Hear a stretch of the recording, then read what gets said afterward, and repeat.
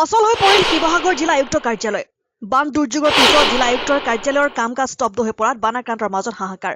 কলা বেজ পৰিধান কৰি অৱস্থান ধৰ্মঘটত বহিল জিলা আয়ুক্তৰ কাৰ্যালয়ৰ কৰ্মচাৰী। জিলা আয়ুক্তৰ মৃদুল যাদৱক বিধায়ক অখিল গগৈয়ে কৰা দুৰ্ব্যৱহাৰ আৰু সেই দৃশ্য গোপনে ভিডিঅ' কৰি সামাজিক আৰু সংবাদ মাধ্যমক যোগান ধৰাৰ প্ৰতিবাদত জিলা আয়ুক্ত কাৰ্যালয়ৰ কৰ্মচাৰীসকলে পেন ডাউন কাৰ্যসূচী পালন কৰে। এঘণ্টীয়া অৱস্থান ধৰ্মঘট কাৰ্যসূচীত বহিব জিলা আয়ুক্তৰ কাৰ্যালয়ৰ কৰ্মচাৰীসকল। কাৰ্যালয়ত উপস্থিত জিলা আয়ুক্ত মৃদুল যাদৱ। দুৰ্যোগৰ সময়ত কৰ্মচাৰীসকলক প্ৰতিবাদী কাৰ্যসূচী প্ৰত্যাহাৰৰ আহ্বান জনালে জিলা আয়ুক্ত মৃদুল যাদৱে। এতিয়া আজিৰ দিনটোৰ কাৰ্যসূচী আমি কৰিম, তাৰ পিছত এতিয়ালৈকে আমাৰ সিদ্ধান্ত হোৱা নাই। আমি পৰৱৰ্তী সময়ত এই বিষয়ে আলোচনা কৰি আমি সিদ্ধান্ত গ্ৰহণ কৰিম।